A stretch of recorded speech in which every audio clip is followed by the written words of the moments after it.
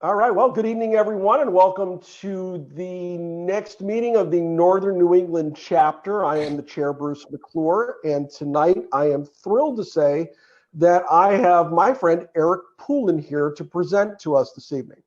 Eric is an assistant professor of practice at Simmons University. He's been very active in many Massachusetts library organizations, having served as president of the Massachusetts Library Association, the Western Massachusetts Regional Library System, and the Western Massachusetts Library Advocates. He currently serves as an expertise director of the Massachusetts Library System and is a member of the State Advisory Council on Libraries. Not to mention the fact that Eric is an esteemed member of SABR. He is a lifelong resident of East Hampton, where I am from. Yay, East Hampton. Hey there, you Eagles fans. Stand up and clap your hands. Where he lives with his wife, Gabriella, who is here with us tonight. We welcome her as well. His personal interests include being a struggling songwriter, watching English football, playing tennis, and living and dying with the day-to-day trials of the Boston Red Sox.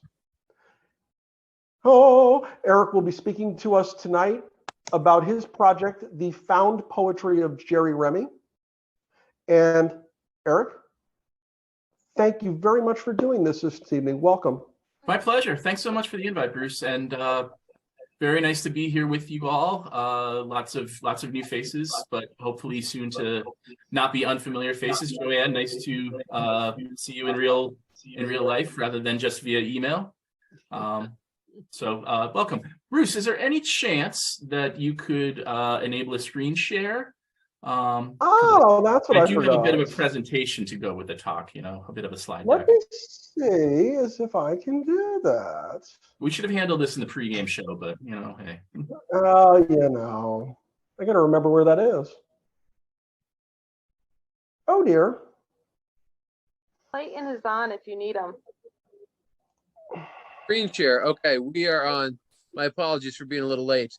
If you click on more, the three little dots, screen share should be the fourth option down on that list. I only have I don't have that. Okay, hold on.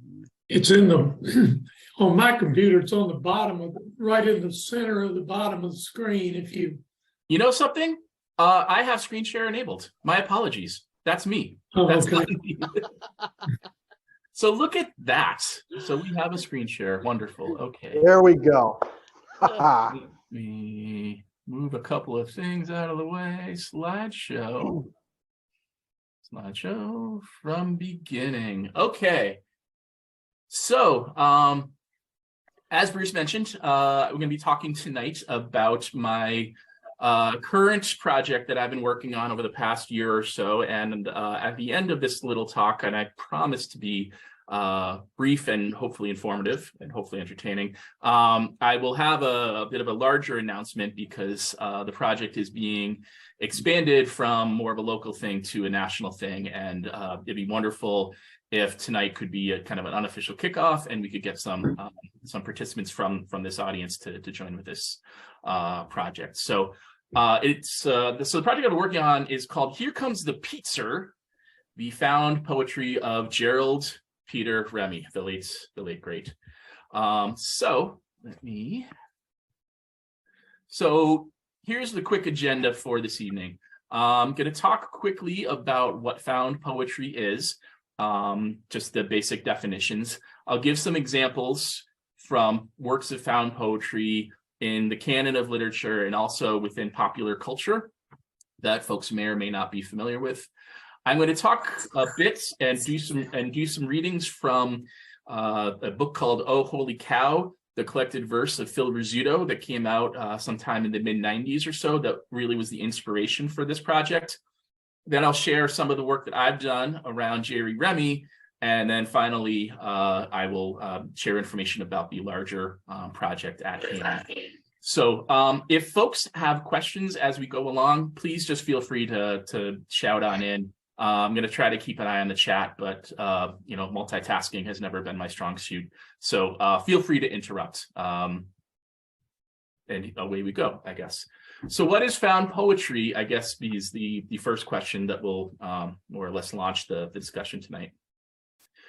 So according to the Academy of American Poets, found poems take existing texts and refashion them, reorder them, and present them as poems.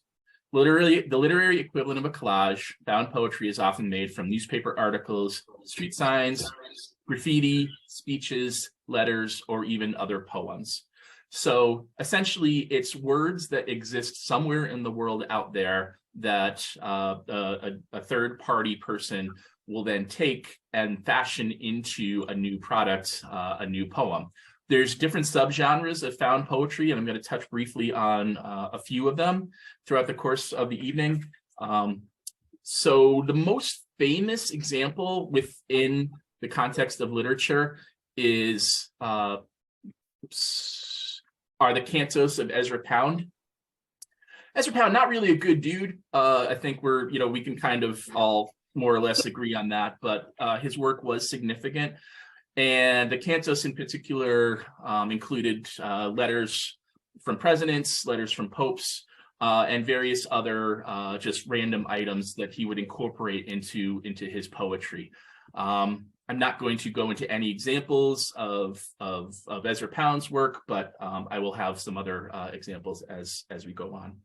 So there's a couple of, as I said, just subgenres that maybe folks already have a certain level of familiarity with, maybe not even knowing that these are examples of found poetry. So cut up poetry, and I always tend to think about, in the old,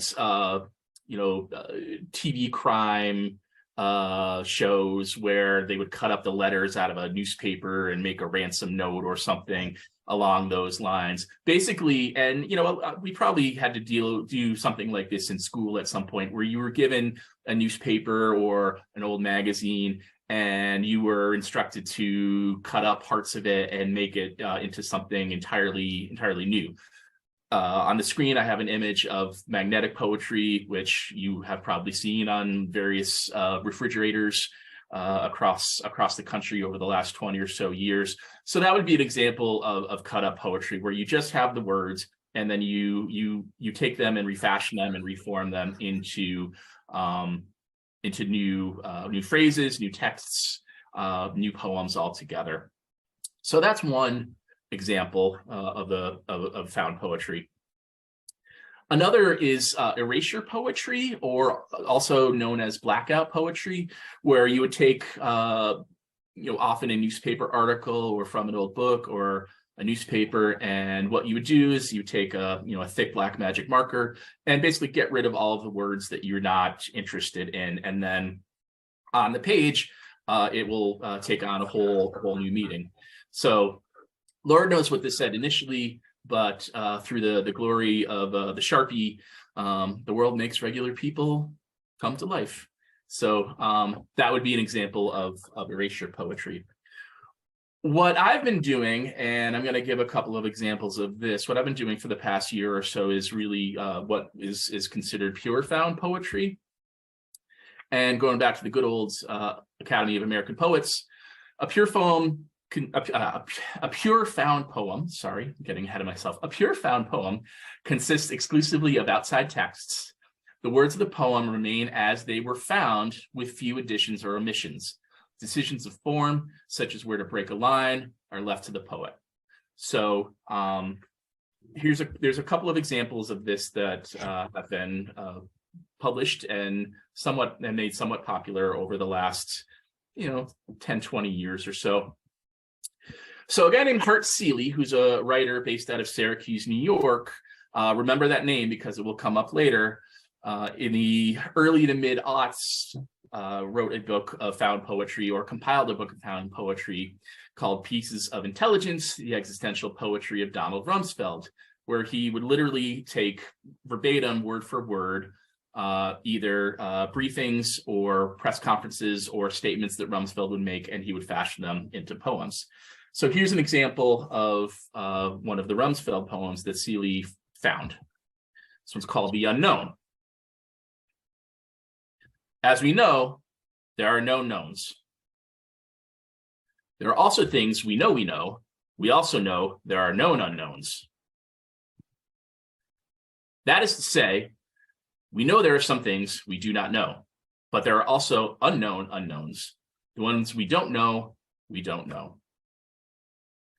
That was from an actual Department of Defense briefing on February 12th, 2002.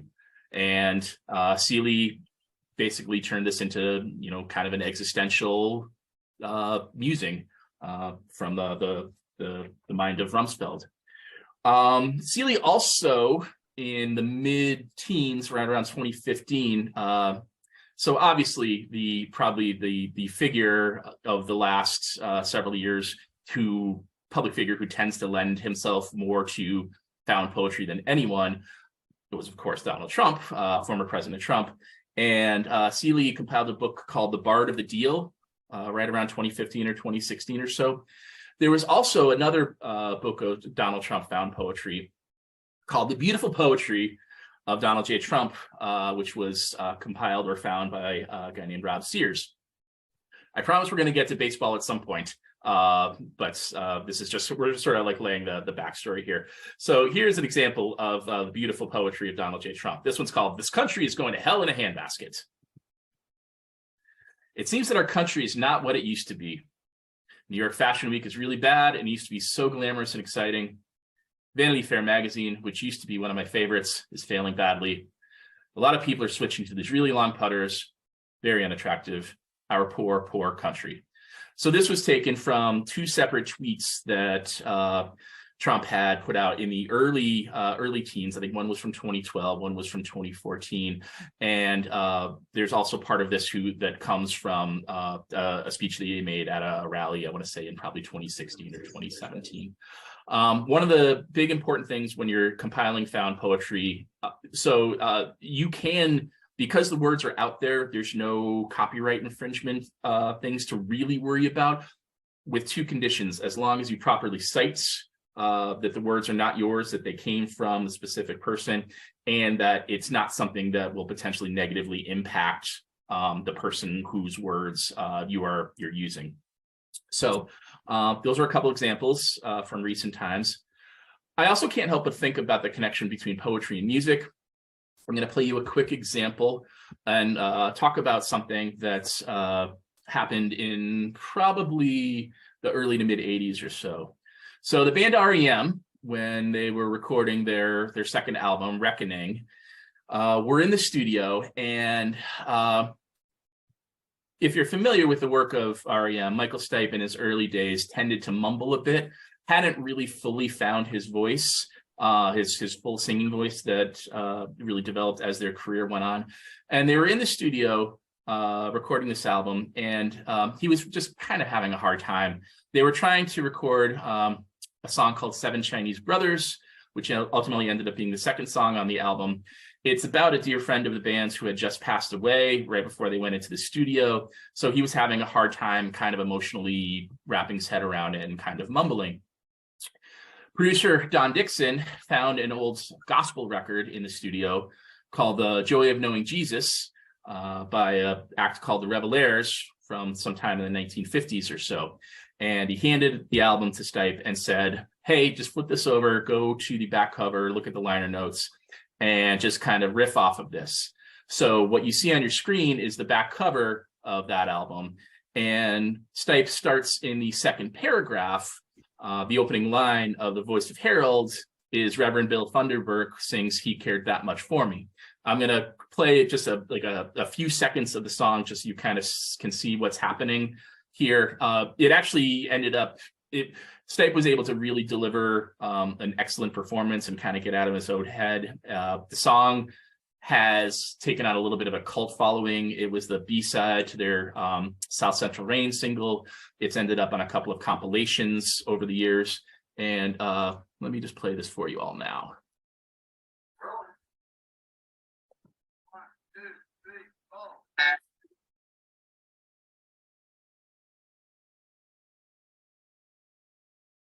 You want to hear one?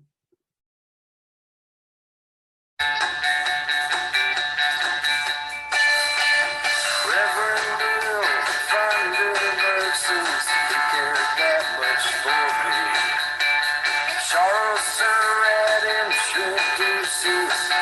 Southern composition. On Calvary forming the joy of knowing Jesus is a song of pure delight featuring John Barber. The pure tenor quality of the voice of Harold Montgomery gives a special interpretation to the grand. Oh, hail the rugged cross.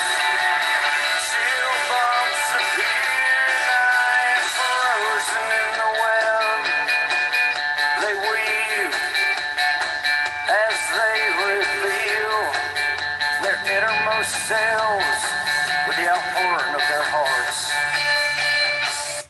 All right, so you get the idea about that.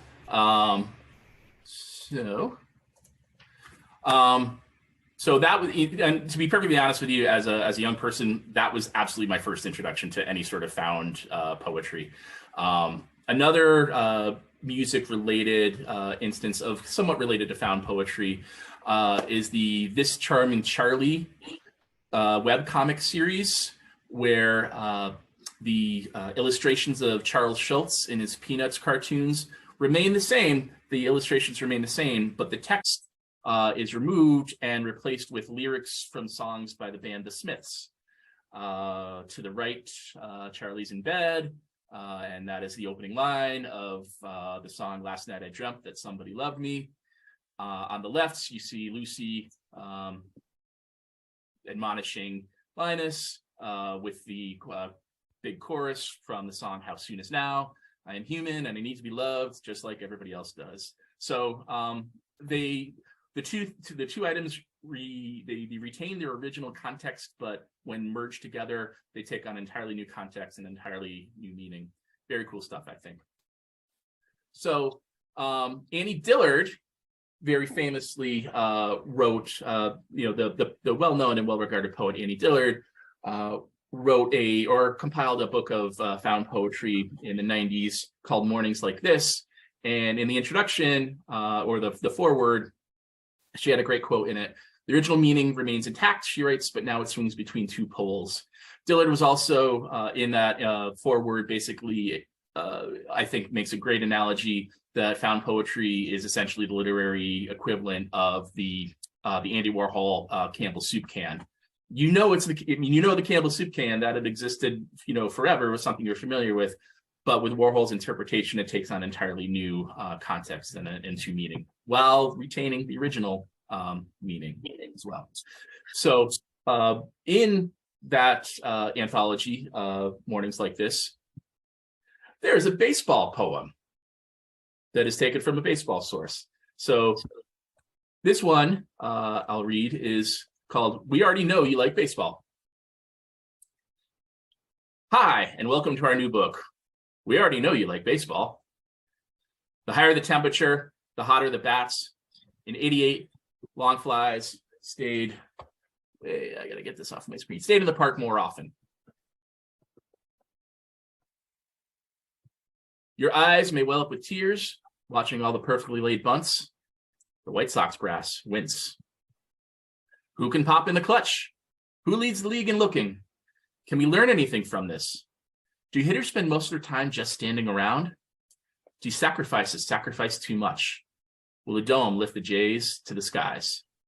Now, this came from the Stats Baseball Scoreboard from 1990. So these were little bits and pieces of text from the book, compiled and rearranged into what I think is kind of a neat poem. So, which leads me, so now we're talking about baseball because we are in a baseball meeting, to discuss the book Oh Holy Cow, the selected verse of Phil Rizzuto, which came out in the mid-90s or so. I think they began the project in 92. It might have been released in 95, if my memory serves me correct. But Hart Seeley, the person who did the Rumsfeld poem earlier, this was his first work, found poetry. He worked with a comic book artist named Tom Peyer to compile this. So essentially what they did was they would take old broadcasts from WPIX and listen to them and take the words of Rizzuto and fashion them and create them into poems. So I'm going to read a couple of examples of those at this time. So this one I always really enjoy on opening day. This is called Field of Butterflies. It's the first book in the text, in the anthology. And it goes, absolutely. If you don't get a few butterflies, no matter what you do on the first day of anything, you're not human. And that's it. So this was opening day, April 21st, 1991. The Yankees are in Kansas City. This is the first batter of the season. Steve Sachs is leading off for the Yankees. Storm Davis got the opening day start for the Royals. First inning, no outs, bases empty. Baseball season is underway in 1991. So that's one that I've always enjoyed. Most of the Rizzuto works are pretty funny and kind of quirky, but there's definitely some moments where he gets pretty, his musings are pretty deep, I guess, would be the way to phrase it. The one that kind of got the most famous, I guess, or the one that is most regularly cited from the anthology is called The Man in the Moon. I'm going to read that one now, and I think you'll recognize pretty quickly what the context is as we go along. So, the Yankees have had a traumatic 4 days, actually 5 days. That terrible crash with Thurman Munson, to go through all that agony. And then today, you and I, along with the rest of the team, flew to Canton for the services, and the family, very upset. It might sound corny, but we have the most beautiful full moon tonight, and the crowd enjoying whatever's going on right now. They say it might sound corny, but to me, it's some kind of like an omen. Both the moon and Thurman Munson, both ascending up into heaven. I just can't get it out of my mind. I just saw that full moon, and it just reminded me of Thurman. And that's it. So, obviously, this is the day of Thurman Munson's funeral, August 6, 1979. Bobby Mercer famously won the game with a walk-off hit.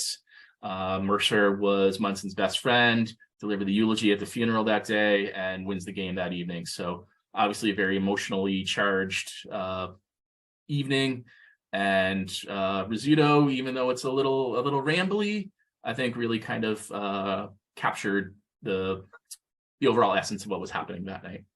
So let me read you one more Rizzuto work, and this one is a bit more of a quirky one. So this one's called Time and Money. Oh, time. No, time. Puckett had asked for time. Puckett had asked for time.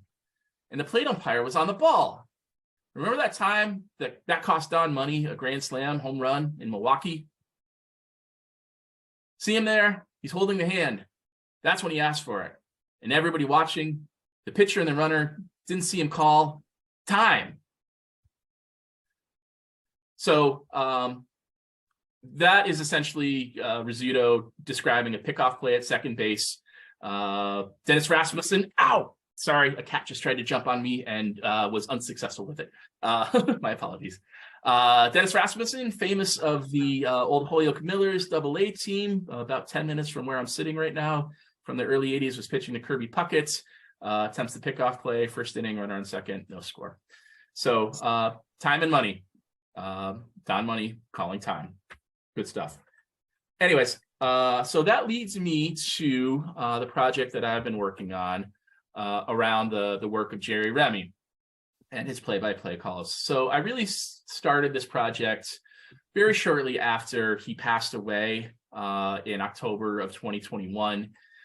As there was a lot of discussion going on at the time about the impact that Remy had and what he meant to Red Sox fans. I know in the early aughts, the Red Sox organization, when the term Red Sox Nation started gaining increased popularity, the team decided, well, if we're a nation, we need to have a president. So the Red Sox organization and the New England Sports Network held an election. Jerry Remy was the landslide winner of that election, president of Red Sox Nation. And local kid from Somerset, Mass, played the first few years of his career with the California Angels, then played the last 7 with the Red Sox, and then had a lengthy 30+ year career as a color commentator for the Red Sox. So he really, in a lot of ways, the way that Rizzuto, I feel, during his time kind of exemplified the day-to-day struggles of the everyman Yankee fan. I think Jerry Remy really kind of became that for us as well, us as Red Sox fans. So here's a few examples of work that I've been working on around Jerry Remy. So this one's called Something Funny. Now, remember the voice of Jerry Remy, very, very thick Boston accent, should sort of guide your reading of this. Can I ask you a question, Don? When I say Xander Bogaerts, is there something funny about that, the way I say it? Okay, I'm just curious. Well, yesterday, when we were coming home from the game, and we were on a bus that had a lot of fans that stay at the same hotel we are, and I had a nice lady behind me tap me on the shoulder, and she said, "Hey, can you say Xander Bogaerts for my son?" So I said, "Sure." So I said, "Xander Bogaerts," and they all started laughing. So this was a midseason game against Tampa 2015. Obviously, Xander Bogaerts is at the plates. After this questioning, Don Orsillo and Jerry go into a whole discussion that Jerry doesn't realize that he has such a strong Boston accent. And Orsillo was like, "Well, yeah, I mean, what airline did we fly in on?" "Well, it was Delta Airlines." "Well, there you go." I guess you can't really think about Remy without thinking about that thick accent as well. So let's see. So here's another one that I think is a little. I mentioned that Rizzuto work was a little existential. This one I think is also kind of groovy in that sense. I call this one "Not All Heroes Wear Capes." I would like to disappear like that forever. Anytime you're in a situation, where you want to get away, just to be able to snap your fingers and disappear and reappear. Like, for example, flying to the West Coast. Wouldn't it be nice to go poof, right in Seattle? You're right there, no problems. I don't know if that's a superhero that does things like that, but I mean, I would like to be able to do that. So this is, we're in a rain delay against the Tigers in late July 2012. And to kill time, they go to the fan mailbag. And the question was to Jerry, if you had a superpower, if you could choose a superpower to have, what would it be? And this was his response. So another thing about Remy, as you all know, is that, as part of him being the quintessential New Englander, he's we New Englanders, we're nice people, but we're often not the most friendly folks. We can be kind of grumps, and Jerry Remy was a little grumpy sometimes, and it was kind of nice. He sat in the same lousy traffic that we do, trying to get into the city. Deals with the same terrible, cold, snowy winters, although this is not one of them. So he really was one of us. And another thing was this, late season in lost seasons where your team isn't all that good, and maybe the game starts getting away from you. Guys really need things just to talk about. So this is a dual part 1 and part 2 poem. This is called "God Rest Ye Merry Gentlemen," part 1. Are you one of those guys that goes crazy, like decorating the house around Christmas time? My wife does a very nice job decorating the house. I enjoy looking at everything. We keep it up till New Year's. So late season, Red Sox not, I think this is the Bobby Valentine year. In fact, it is. They come in last. Orioles at Red Sox.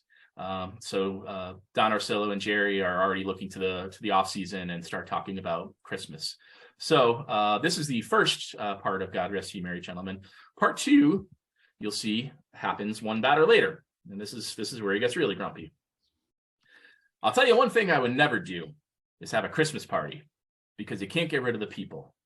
You know what I mean? You see these houses with cars lined up all the way down the road, and all I can think of is, when is the last person going to leave this party? Because you know he's dying to get them out of the house. So again, same game, September 28th, 2012, John Lister pitching to J.J. Hardy against Baltimore. So another thing that when you talk about Remy that you can't really avoid is, of course, his dear friendship with Don Orsillo. They were together for about 15 years. They shared the play-by-play booth. Remy worked with some really excellent announcers. He started with the great Ned Martin. He worked with Sean McDonough. Most recently, he worked with Dave O'Brien.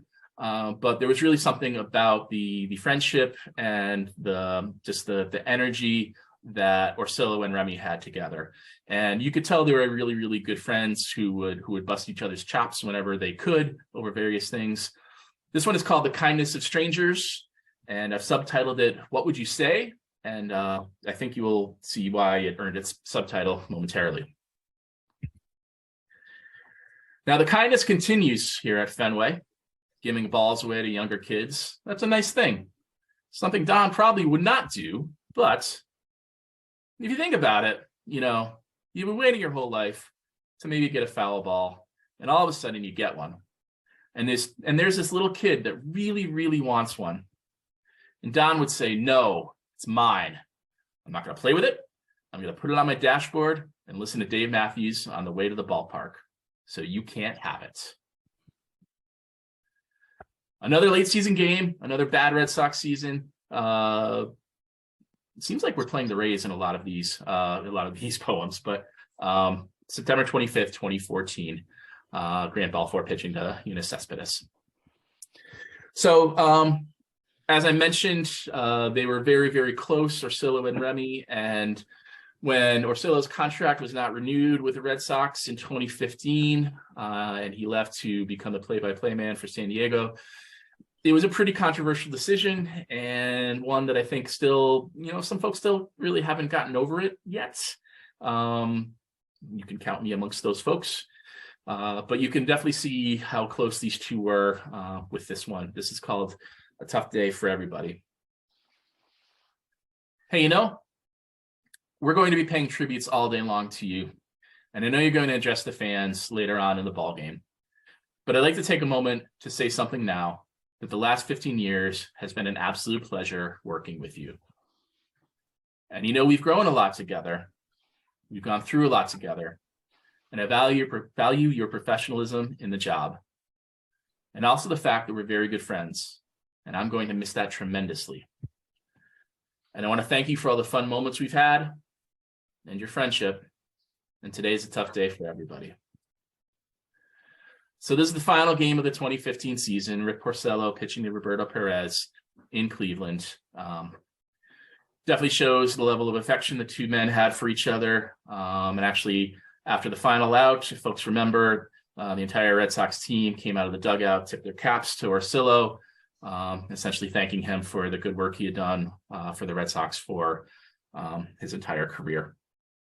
So when Orsillo moved on, the Red Sox definitely started to experiment more with three-man booths, and his old teammate, Dennis Eckersley, and Remy would work together quite a bit. And I have to tell you, I've said regularly that the last season of Remy's life, when he and Eckersley were together in a three-man booth for much of the season, it was some of the best baseball announcing I think I've ever heard. Dave O'Brien knew enough to stay out of the way and just let those two guys just go and talk about old times, talk about the new game versus the old game. It was really some great stuff. So this is from a conversation the two of them had. It wasn't from his last season, but it was definitely coming down the stretch. I call this one I Wish. I wish I could have had that kind of fun playing. I really do. I mean, I could never be comfortable. If I had a good night, I was almost thinking, well, the next night's going to turn around and be a bad night. It was just the stress of playing daily every single day. I just couldn't enjoy the game the way I wish I could have. So this is 2020. They're actually talking about Alex Verdugo in the context here, because Verdugo really seems to just play the game with a reckless abandon, has a certain joy about the game that Remy says that he didn't really have, and he says he wished that he could have had it. This image is from when Remy threw out the first pitch in the playoffs in 2021. Eckersley caught for him. He was very ill at the time, as you can see, and a few weeks later he passed away. So so I'm going to end on a slightly more positive note. I have two other poems that I've been working on that I'd like to share that aren't quite as sad or grim as the last couple. So this one's called "Let's Be Honest About It." You know what's amazing about all those tours is how many people come up and say, "Wow, what a great view this is." And it is. It really is. But they're like stunned about how nice it is up here. Oops, sorry. But let's be honest about it. We're missing a couple of chairs up top and a TV. So game in 2015, talking about just groups of fans coming through the tour groups coming through the announcer's booth, and Remy complaining about the amenities that are that they have offered to him. Let's be honest with it. We're missing a couple chairs and a TV. Again, just funny, grumpy, surly. We loved him. And finally, so the last poem that I'm going to share with you all was the first one that I worked on, and the title track, I guess, from my work. It's called "Here Comes the Pizza."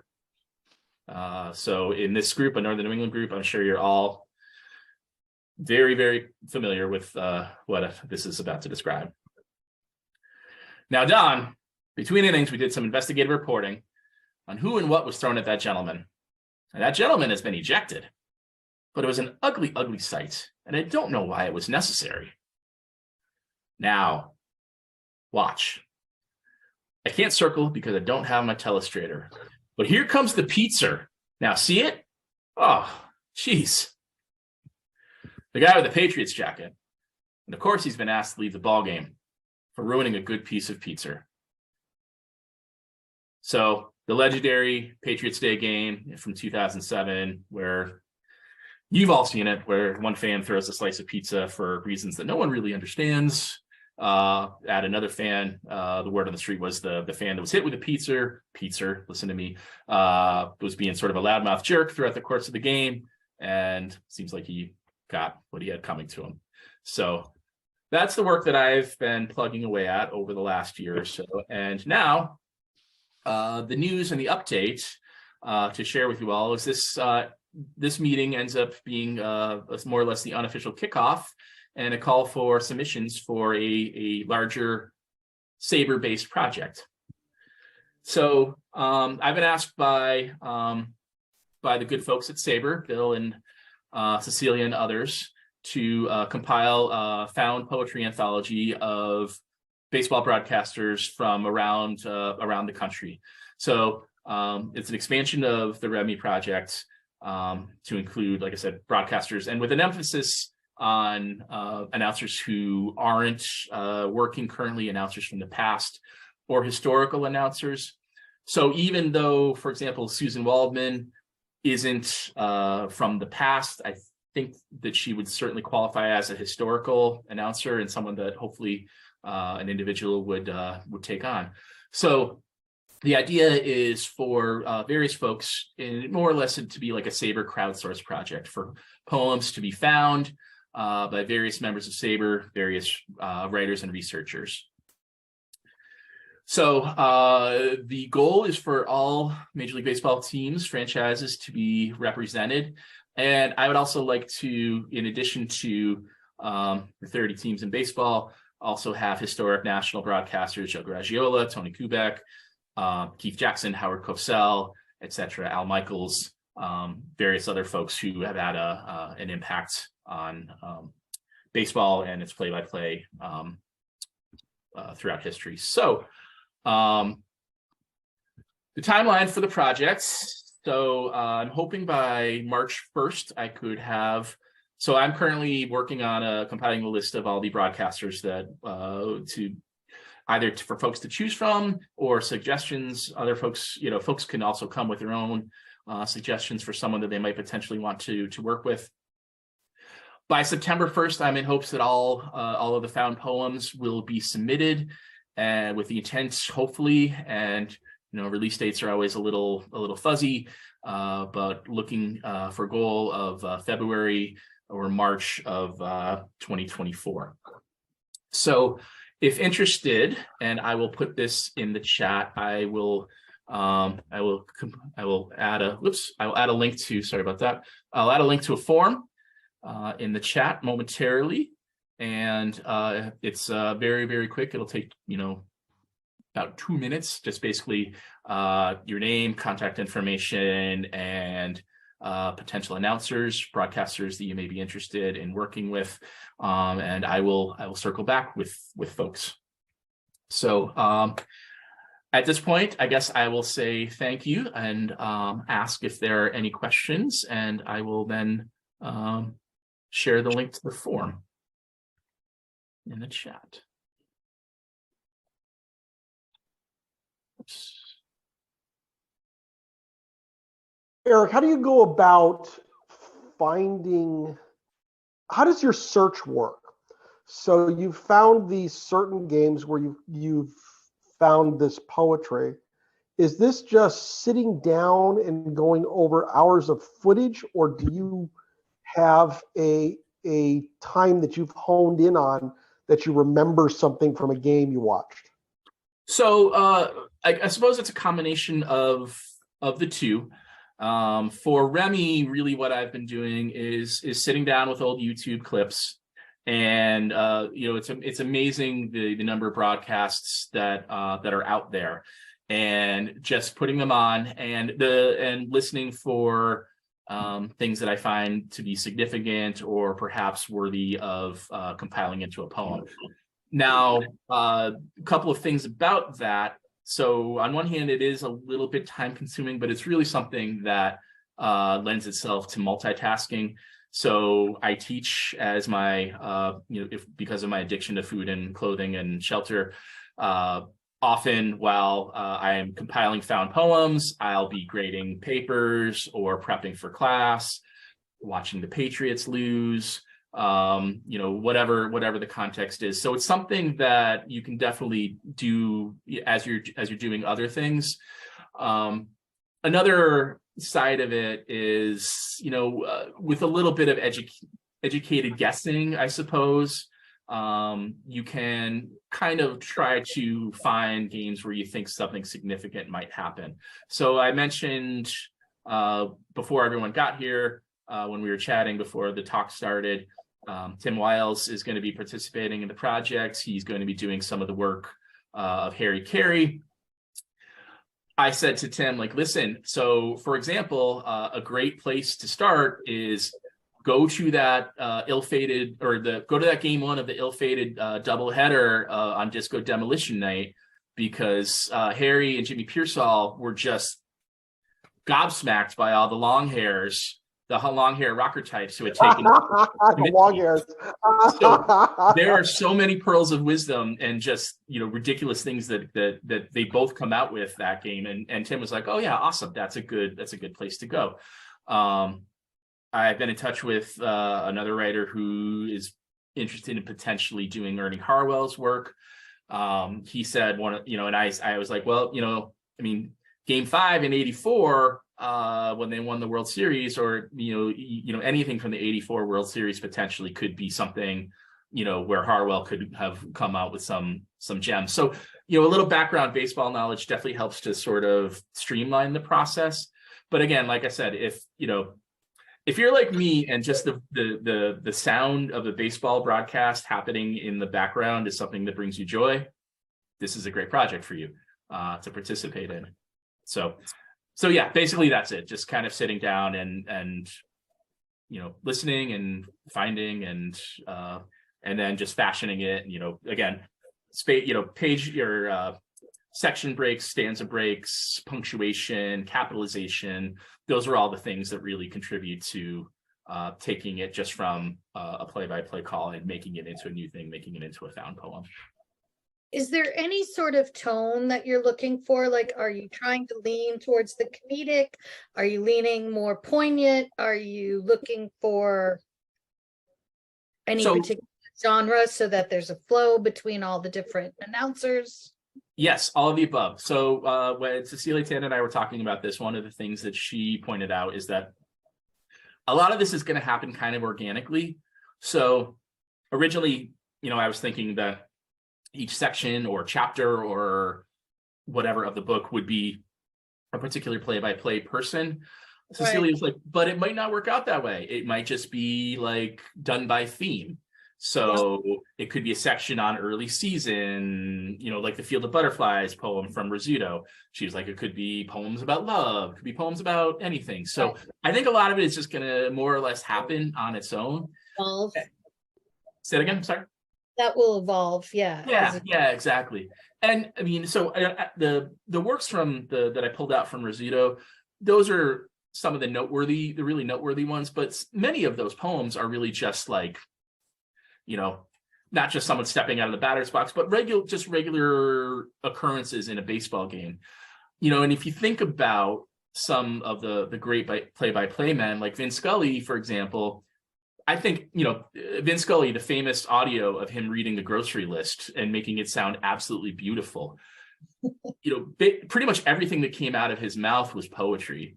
Yeah. It's just a question of how you want to fashion it. So, and again, originally it was I was thinking that, each individual contributor would just work on a particular play-by-play person, but I don't want to limit it to that. So for example, Bruce, I'll just pick on you. So Bruce, if you want to do Mel Allen and let's see, Dennis Eckersley, go ahead, have at it. I would like to kind of leave this open, and that's sort of the nature of poetry, and particularly found poetry. Poetry is everywhere, and it can be found everywhere. So I'd like to really put as few limitations on it as possible, as few restrictions as possible. So if you find it, awesome. And are you looking for the contextualization that you did when you were running through your pieces, where you were saying, like, was this game, you kind of know this person is, like you were saying, Remy being a grumpy New Englander. Do you want that kind of a setup? Is that contextualization going to be? Nope, that's not necessary at all. I was just sharing like the context of them just for, for the group, just add a little bit of depth. Ultimately, they're going to stand on their own as poems in a book or in an online, in an ebook. So, in some ways, the lack of context makes them a bit more, makes them kind of neat, I think. Just that, something is poetic and you might not necessarily know what happened. So the I Wish poem where Remy's talking with Eckersley about how he never really had fun playing. No one needs to know that they were talking about Alex Verdugo. That's just on its own. It's really kind of, I think a sad piece where someone is kind of like looking back at the end of their life, thinking back on their career and just wishing that they had more fun. That's a theme that's universal. It doesn't have to be, man, Alex Verdugo is running around out there like a little kid. But so yeah, literally whatever context, whatever, however. And I'm sorry, I'm like peppering you with questions. That's great.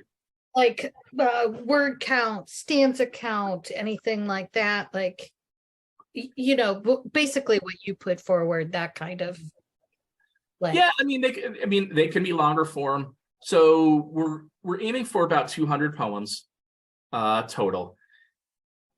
Could be a little more, could be a little less. The Rizzuto book was about 130, but seeing that we're expanding beyond Rizzuto, and if we're going to be representing all major league teams, there's 30 poems right there. I mentioned Susan Waldman, Mel Allen, like there's potentially multiple people from the same franchises that could come up over and over again. That's also okay. So yeah, as far as like word limits or stanza limits or anything like that. I'm not really too worried about that at this time. It could be something in the editorial process where, like, if we're over pages or over words, we may have to go back and, you know, have some discussions, but it's nothing I would really kind of, you know, really worry about. Cool. I'm excited. Awesome. Other questions or thoughts? Or Heather Rose? Had ideas. What if you had a, like, Eckersley could have been in that last sequence, right? If you had a dialogue between two or even three guys, would that work? Yeah. Okay, just Yeah. checking. So Because that would have been nice to see his you know, bouncing it off him. Oh, sure. So the first poem that I read, when he's talking about Xander Bogaerts and how his pronunciation of the name was sort of funny. In the middle of that, so those are Remy's words, pretty much verbatim, but Orsillo chimes in throughout the course of it, and you know, so like where is it here? It goes. Give me a moment. Sorry about that. So if the opening line is, "Can I ask you a question, Don?" When I say Xander Bogaerts, there's just something funny about that. So Orsillo at that point responds to him in real time, and then I pick up the Remy words from where he comes in again. So there's you know, one thing about this, and one of the great things about found poetry is there's really no rules in it. I think it was William Burroughs really kind of set the poetry and literature world on its end when he made a statement that, like, you literally can just make a poem out of anything. Just take a word here, word there, whatever, and just smash it all together and it's a poem. People were pissed that he said that because they thought he was mocking the whole idea of poetry.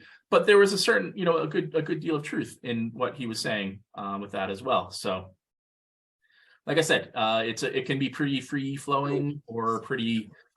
So like I said, the only really two big rules about found poetry is that, you know, you cite your source, you acknowledge that the words are not your original words, they're from someone else, and that it's not something that will be, you know, detrimental to the person's life or career or whatever. I followed essentially the same form as far as citations that the Rizzuto book did. Giving the exact, you know, giving the date, giving the inning and situation, who's pitching to what batter, and you know what the score is of the game and who's on base. I like that just as a way to kind of ground it and really kind of put you in that moment. But you know, that's a form that I like to use, and I would hopefully folks would be using for this project. But you know, those are really the only restrictions.